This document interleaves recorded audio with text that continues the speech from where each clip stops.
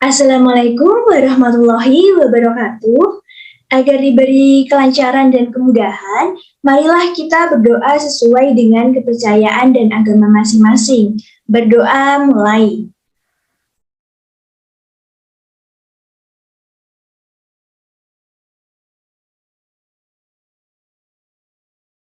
Selesai.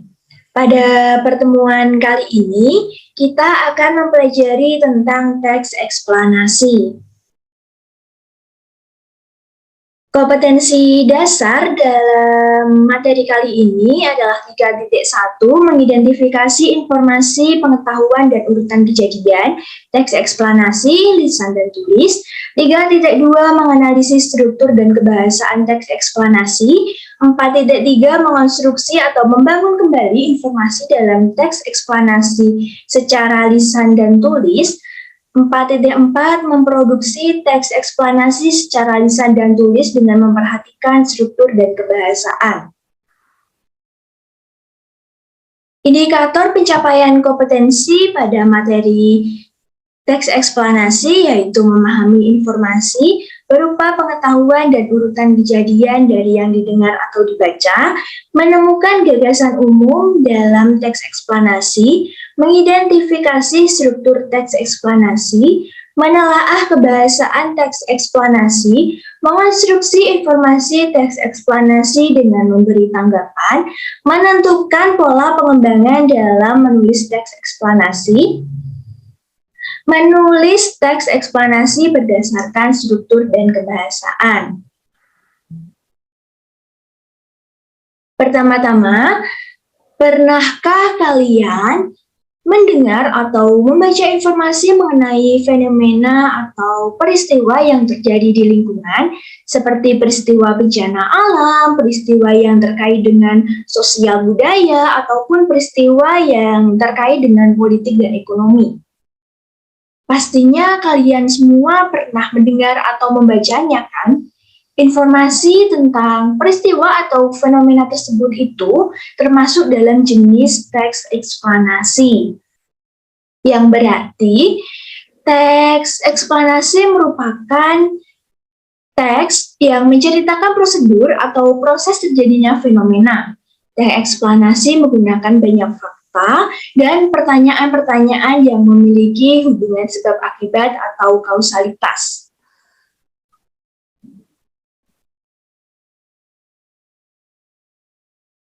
Untuk lebih jelasnya, marilah kita perhatikan kedua teks berikut ini. Kedua teks tersebut merupakan ke dalam teks eksplanasi. Dalam teks pertama, terdapat hubungan sebab akibat dan isinya merupakan sebuah fakta. Pada teks kedua, tergambar suatu paparan proses, urutan kegiatan yang bersifat kausalitas. Dan isinya juga merupakan sebuah fakta. Kedua teks tersebut dapat digolongkan ke dalam teks eksplanasi. Pada umumnya, gagasan utama dalam paragraf teks eksplanasi terletak pada awal paragraf atau biasa disebut dengan paragraf deduktif. Contohnya pada teks pertama, paragraf pertama, gagasan utamanya adalah bencana banjir. Dan pada paragraf kedua, gagasan utamanya adalah faktor penyebab banjir. Kedua paragraf tersebut, gagasan utamanya terletak pada awal paragraf yang dapat digolongkan ke dalam paragraf deduktif. Tetapi, mungkin terdapat sebuah paragraf dalam teks eksplanasi yang bersifat induktif ataupun campuran.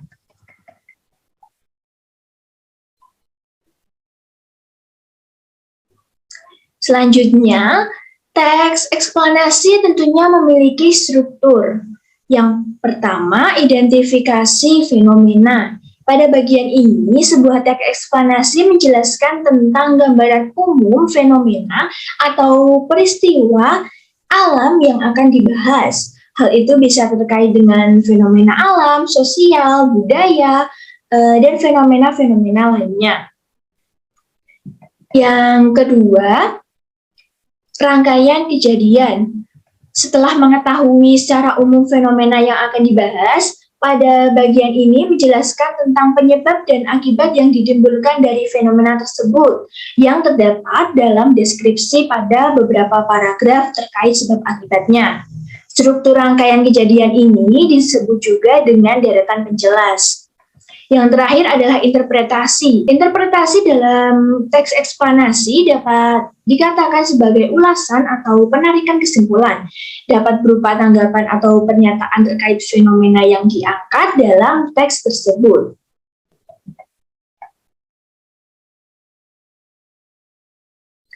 Teks eksplanasi memiliki beberapa kaidah kebahasaan. Yang pertama, sebagai teks yang berkategori faktual atau non-sastra, teks eksplanasi menggunakan banyak kata yang bermakna denotatif. Yang kedua, kata ganti yang digunakan untuk fenomenanya itu berupa kata benda. Yang ketiga, menggunakan konjungsi kausalitas, itu seperti penggunaan kata sebab, karena, oleh sebab itu, dan lain sebagainya. Teks eksplanasi juga menggunakan konjungsi kronologis atau hubungan waktu, seperti penggunaan kemudian, lalu, setelah. Yang keempat, teks eksplanasi menggunakan kata-kata teknis atau peristilahan yang disesuaikan dengan topik pembicaraan. Dan yang kelima, menggunakan kata kerja material dan rasional.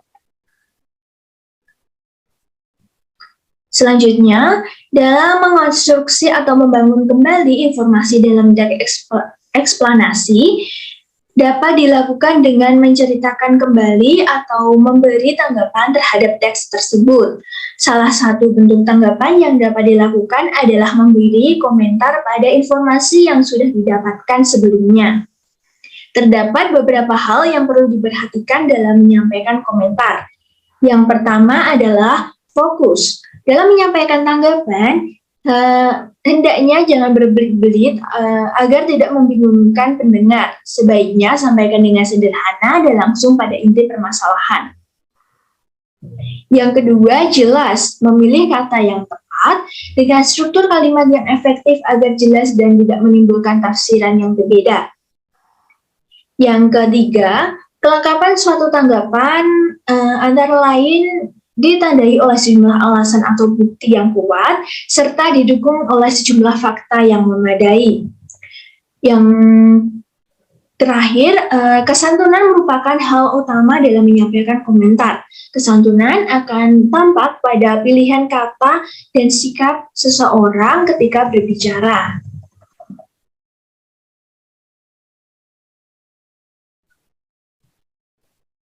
Dalam memproduksi teks eksplanasi, sebaiknya memperhatikan pola pengembangan yang digunakan. Secara umum, terdapat dua pola pengembangan teks eksplanasi. Yang pertama, pola pengembangan sebab akibat. Dalam hal ini, sebab dapat bertindak sebagai gagasan umum, sedangkan akibat sebagai perincian pengembangannya. Namun, dapat juga terbalik, akibat sebagai gagasan umum dan sejumlah sebab sebagai perinciannya. Yang kedua, pola pengembangan proses.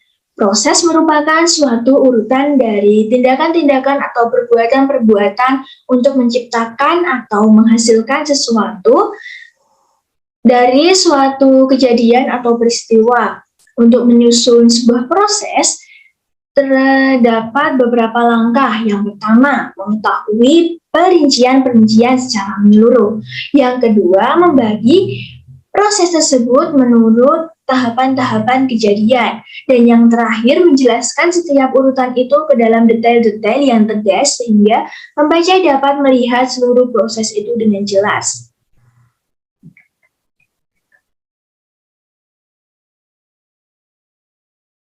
Dapat disimpulkan bahwa teks eksplanasi adalah teks yang menceritakan prosedur atau proses terjadinya fenomena. Teks eksplanasi memiliki beberapa ciri, yaitu bersifat informatif, informasi yang disampaikan faktual atau sesuai fakta, fokus pada hal-hal umum seperti fenomena alam, fenomena sosial budaya, serta umumnya gagasan utamanya terletak pada awal paragraf. Teks eksplanasi memiliki tiga struktur pembentuk, yaitu identifikasi fenomena, rangkaian kejadian, dan interpretasi. Teks eksplanasi memiliki beberapa kaidah kebahasaan, antara lain menggunakan kata yang bersifat denotatif, kata ganti yang digunakan berupa kata benda, menggunakan konjungsi kausalitas dan konjungsi kronologis, menggunakan kata teknis atau peristilahan, serta menggunakan kata kerja material dan rasional. Pola pengembangan yang digunakan dalam teks eksplanasi pada umumnya ada dua. Yang pertama, pola pengembangan sebab akibat, dan yang kedua adalah pola pengembangan proses. Setelah mempelajari materi teks eksplanasi tadi, diharapkan dapat membuat teks eksplanasi secara lisan atau tulisan yang baik sesuai dengan struktur serta kaidah kebahasaannya. Sekian yang dapat saya sampaikan, kurang lebihnya saya mohon maaf. Wassalamualaikum warahmatullahi wabarakatuh.